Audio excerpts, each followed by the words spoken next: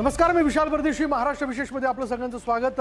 राज्य सरकारनं जनतेकरता घेतलेले महत्त्वाचे निर्णय, लोकउपयोगी प्रकल्प या विषयाला घेऊन वेगवेगळ्या घडामोडी आपण महाराष्ट्र विशेषमध्ये जाणून घेणार आहोत. चला सुरुवात करूया. मुंबईच्या वाहतुकीत ऐतिहासिक बदल घडवणारा ऑरेंज गेट मरीन ड्राईव्ह शहरी बोगदा प्रकल्पाच्या कामाला सुरुवात झाली. हा देशातील पहिला शहरी भूमिगत बोगदा जवळपास 7 किलोमीटर जमिनीच्या खालून जाणार आहे. सोबतच 100 वर्षांच्या हेरिटेज इमारती, मध्य पश्चिम रेल्वे मार्ग आणि मेट्रो 3च्या तब्बल 50 मीटर खाली हा मार्ग असेल. हा एक खरा इंजिनिअरिंग चमत्कार आहे. प्रकल्प पूर्ण झाला तर पूर्व दक्षिण मुंबई प्रवास 20 ते 25 मिनिटांवर, तसंच नवी मुंबई विमानतळाकडे जाण्यासाठी पश्चिम आणि पूर्व उपनगरांना जलद जोडणी उपलब्ध होईल. 8,056 कोटींचा हा प्रकल्प हजारो तास इंधन आणि प्रचंड वाहतूक कोंडी वाचवणारा गेम चेंजर ठरणार आहे. खरं म्हणजे मुंबईच्या ट्रॅफिक करता हा एक अत्यंत महत्त्वाचा एक टप्पा असणार आहे. कारण अगदी जे काही आपले वेस्टर्न सबब्स आहेत तिथल्याही लोकांना न्यू मुंबई एअरपोर्टला जायला आता 2 मार्ग झालेले आहेत. एक ते लोक आपल्या वरळी टू शिवडी जो आपण एक ब्रिज करतो, ओव्हरब्रिज, ज्याचं काम पुढच्या वर्षी पूर्ण होईल, त्याचाही उपयोग करतील आणि पुढच्या काळामध्ये कोस्टल रोडने येऊन या ऑरेंज गेट टनेलचाही ते उपयोग करू शकतील. 6 महिने अगोदर आम्ही अपेक्षा या ठिकाणी धरतोय. यामुळे पूर्णपणे वाहतूक कोंडी दूर होईल, पेट्रोल, डिझेल, CNG सगळं वाचेल, प्रदूषण कमी होईल आणि लोकांना तिकडे कार्यालयात ऑफिसमध्ये जाताना देखील वेळ वाचेल, त्यांचा घरी जातानाही वेळ वाचेल. मुंबईतील लोकल सेवेत मोठा बदल होणार आहे. मुंबई लोकलच्या सर्व डब्यांना मेट्रोसारखी वातानुकूलित सुविधा, स्वयंचलित दरवाजे आणि आधुनिक अंतर्गत रचना दिली जाईल, अशी माहिती राज्याचे मुख्यमंत्री देवेंद्र फडणवीस यांनी दिली आहे. मात्र या दुसऱ्या श्रेणीतील तिकीटं सध्याच्याच दराने राहतील.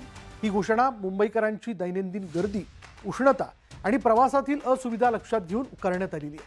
268 नवीन AC लोकल गाड्या घेतल्या जातील, ज्यामुळे प्रवास अधिक सुरक्षित, आरामदायक आणि स्वस्त होईल. नाशिक त्र्यंबकेश्वर इथे 2027 मध्ये होणाऱ्या सिंहस्थ कुंभमेळ्यासाठी नाशिक त्र्यंबकेश्वर कुंभमेळा विकास प्राधिकरणाने बोधचिन्ह स्पर्धा जाहीर केली आहे. विजेत्यांना 3 लाख, 2 लाख आणि 1 लाख रुपयांची पारितोषिकं दिली जाणार असून प्रवेशिका 20 डिसेंबर 2025 पर्यंत स्वीकारल्या जातील. देशातील सर्व नागरिक, विद्यार्थी, कलाकार आणि डिझायनर्ससाठी ही स्पर्धा खुली आहे. राज्यात खोट्या कागदपत्रांच्या आधारावर मिळत असलेल्या जन्म मृत्यू दाखल्यांच्या रॅकेटवर सरकारने मोठी कारवाई सुरू केली आहे. महसूल मंत्री चंद्रशेखर बावनकुळे यांनी केवळ आधार कार्डचा पुरावा वापरून दिलेले किंवा संशयास्पद दिसणारे सर्व जन्म मृत्यू दाखले तात्काळ रद्द करण्याचे, तसंच संबंधितांवर पोलीस स्टेशनमध्ये गुन्हा दाखल करण्याचे आदेश दिले. धुळ्यात विद्यार्थिनींना संकटसमयी स्वसंरक्षणाची क्षमता विकसित व्हावी, यासाठी जिल्हा प्रशासनाने वीरांगणा प्रशिक्षण उपक्रम सुरू केला. जिल्हाधिकारी भाग्यश्री विस्पुते यांच्या संकल्पनेतून राज्य राखीव पोलीस दलाच्या मैदानावर 27 नोव्हेंबरपासून 3 दिवसीय प्रशिक्षण वर्गाचं आयोजन करण्यात आलं होतं. जिल्ह्यातील सर्व माध्यमांमधील विद्यार्थिनींनी उपक्रमात सहभागी होत मुख्य प्रशिक्षक म्हणून शिफूजी शौर्य भारद्वाज यांचं मार्गदर्शन घेतलं. महाराष्ट्रात आरोग्य विज्ञान आणि औषध संशोधनाला गती देण्यासाठी अत्याधुनिक life sciences innovation and incubation centre उभारण्याचा निर्णय घेण्यात आला. अन्न आणि औषध प्रशासन मंत्री नरहरी झिरवाळ यांच्या अध्यक्षतेखाली मंत्रालयात झालेल्या बैठकीत या केंद्राची रूपरेषा निश्चित झाली आहे. सार्वजनिक खासगी भागीदारीतून उभारल्या जाणाऱ्या या केंद्रात फार्मा, बायोटेक, मेडिकल उपकरणं, डायग्नोस्टिक आणि डिजिटल हेल्थ क्षेत्रातील स्टार्टअप्सना आधुनिक सुविधा, तांत्रिक मार्गदर्शन आणि निधी उपलब्ध होणार आहे. राज्यातील विद्यार्थी विद्यार्थिनींच्या सुरक्षित आणि वेळेवर ST प्रवासासाठी परिवहन मंत्री प्रताप सरनाईक यांनी 1800-221-251 ही विशेष हेल्पलाईन सुरू केली आहे.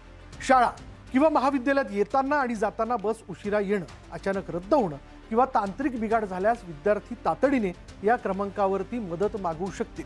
अनेक विद्यार्थ्यांच्या तक्रारीनंतर हा महत्त्वाचा निर्णय घेण्यात आला. गोराई इथल्या महाराष्ट्र पर्यटन विकास महामंडळाची 128 एकर जमीन आंतरराष्ट्रीय दर्जाच्या पर्यटन स्थळामध्ये विकसित करण्याची प्रक्रिया गतिमान झाली आहे. पर्यटन मंत्री शंभूराज देसाई यांनी प्रकल्पाचा आढावा घेत सर्व प्रलंबित कामं तातडीने मार्गी लावण्याचे निर्देश दिले. या ठिकाणी आंतरराष्ट्रीय दर्जाचं मनोरंजन पार्क, वॉटर स्पोर्ट्स, रिसॉर्ट, उद्यान यासारख्या सुविधा उभारण्यासाठी PPP मॉडेलवर प्रकल्प राबवले जाणार आहेत.